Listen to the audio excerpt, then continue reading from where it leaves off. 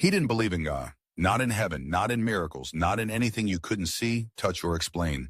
He was a man of logic, of facts, a former combat medic, a father, a man who thought prayer was for the weak. So when his daughter came to him one night and said, "Daddy, I prayed for you today," he just smiled politely and brushed it off. But something in her eyes that night stayed with him.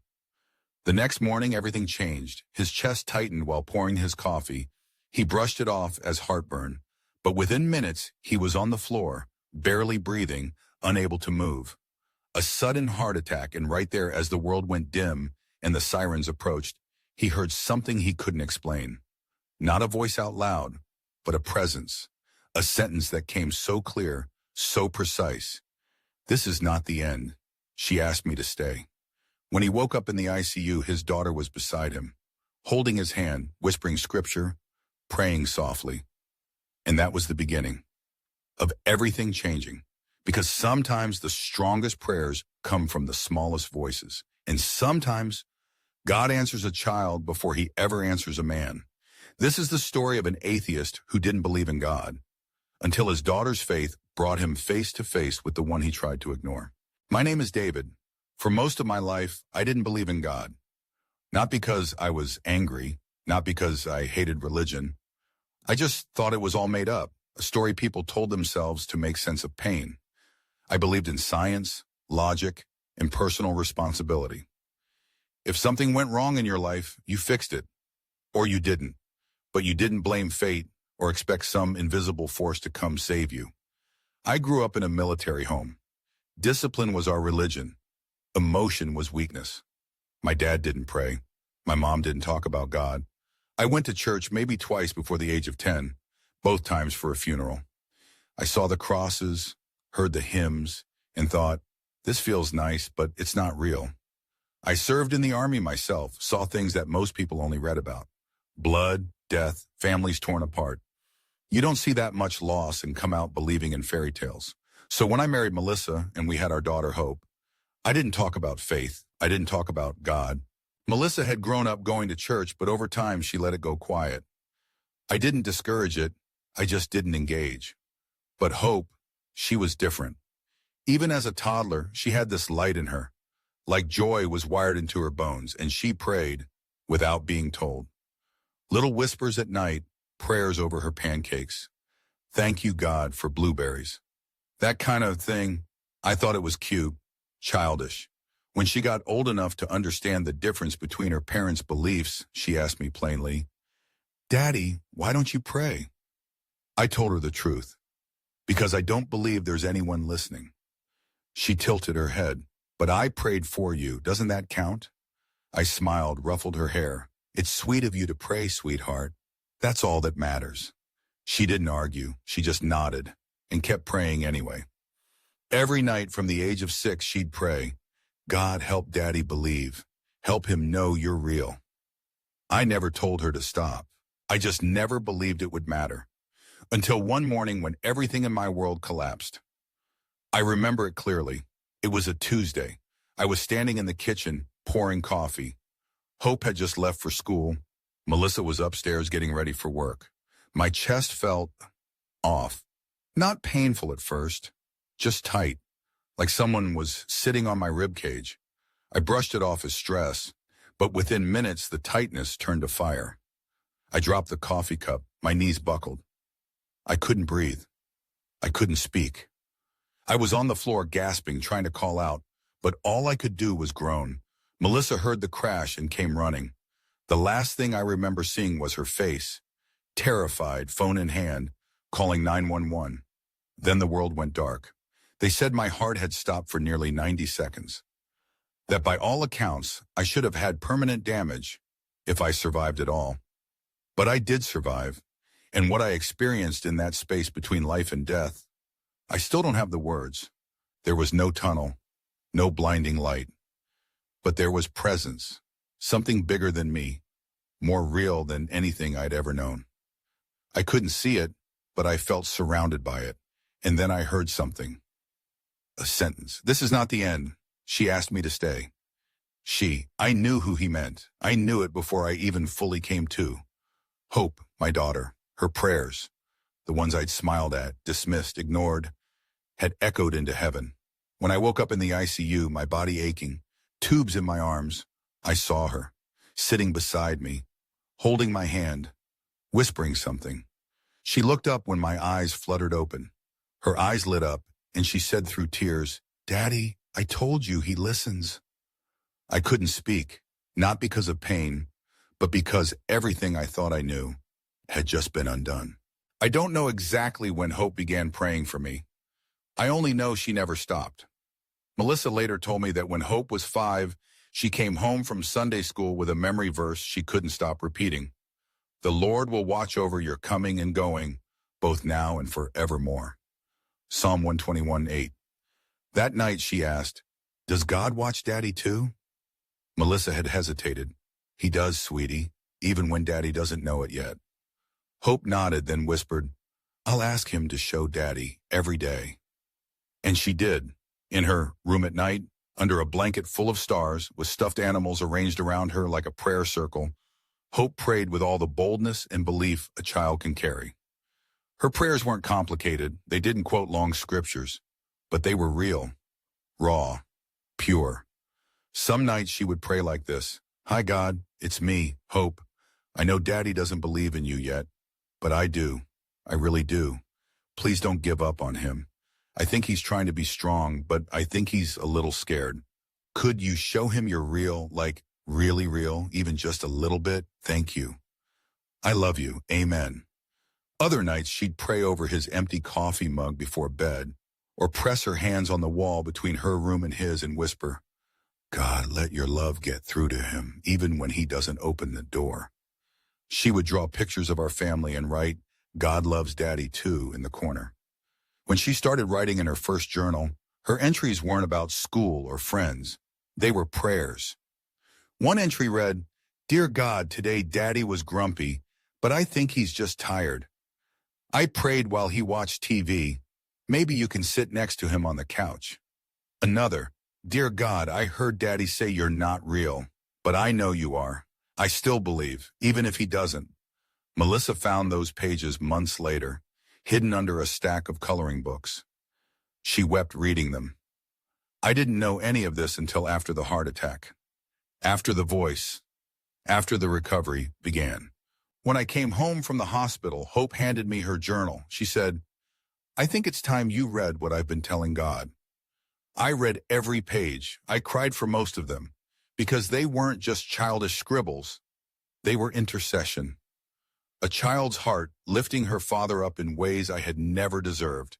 And then I found one entry that broke me completely. "Dear God, if Daddy never believes, I will still love him. But I really want him to know you. Please don't stop knocking. I'll keep the door open for him from my side. Love, Hope." That night I walked into her room. She was already under the covers. I knelt beside her and asked, "Can you pray that prayer out loud? For me this time?" She sat up slowly, confused, then smiled. A smile so wide I thought her face might crack from joy. She placed her hand on mine and prayed, "Dear God, thank you for saving my Daddy. Thank you that you talked to him. I knew you would. Please help him believe more and more every day. Help him feel your love like I do. And if he's scared, that's okay. I'll believe for both of us until he's ready. I love you, and I love him. Amen." Then she added softly, "You heard him, didn't you?" I nodded. "I did." She whispered, "That means he's really, really close now." And she was right. They say it takes 21 days to form a habit, but no one tells you how long it takes to form a new heart. I didn't wake up the day after my daughter's prayer and suddenly become a different man. There was no halo, no glowing Bible by the bedside, no angelic choir singing in my kitchen. But something had shifted, something irreversible. It began with the silence, the kind I used to fill with TV, scrolling, sarcasm, or shallow busyness. But now, in that silence, I heard space, room, not empty, but waiting. For the first time in my adult life, I began speaking into that space, not with polished prayers, just thoughts, hopes, fragments of faith. I'd say things like, "God, I don't know how to do this, but I think you're listening." Or, If you're near, then keep showing me. I need help. I read Psalm 27 on my phone while waiting for coffee to brew. The Lord is my light and my salvation. Whom shall I fear? Psalm 27:1. Whom shall I fear? My whole life had been built on controlling outcomes, mastering risk, fearing weakness. But now I was learning to surrender. Hope kept praying with me, not at me, not for me, but with me. Every night she'd ask, can we talk to God together? And we would. Sometimes it was just one line, thank you for today. Other times it was deeper, like the night I told her, I'm sorry I didn't believe you all these years. She didn't miss a beat. You don't have to be sorry, Daddy. God knew when you'd start. That one sentence undid me. From that moment on, everything became prayer. Changing the oil. Thank you that my hands still work. Getting groceries. Thank you that we have enough. Sitting in traffic. Teach me to be patient like you're patient with me. I started noticing little things I'd never seen. Like how Melissa looked at me when I prayed over dinner. Like she had waited years just to see me close my eyes for something other than sleep. Or how peaceful the house felt when scripture played softly in the background. Or how Hope's face lit up when I told her about it. God taught me something today. But there were harder moments too. There were nights I wondered if any of this was real or if I just imagined the voice in the crash. Nights I stared at the ceiling and whispered, was that you, God, or was I just dying? And somehow in that quiet, I always felt him answer. Not in words, but in nearness. Psalm 34:18 became my lifeline. The Lord is close to the brokenhearted and saves those who are crushed in spirit. I had spent decades convincing myself I didn't need saving. Now I knew better. I needed saving from my pride, from my numbness, from the deep ache I had buried beneath years of self-reliance. And he saved me, not through thunder, but through a child's prayer, a daughter's faith, a whispered promise in the dark. She asked me to stay. One morning I walked into Hope's room while she was getting ready for school. I said, hey kiddo, I think I'm ready. She looked up, toothbrush in hand. Ready for what? I paused, my voice cracked. To believe. With you. For real. She threw her arms around me, toothpaste foam and all, and squealed, finally. We both laughed through tears. Later that week, I stood in church for the first time in 20 years. My palms were sweaty, my heart was pounding. But when the worship started and I heard Hope's voice singing beside me, I broke.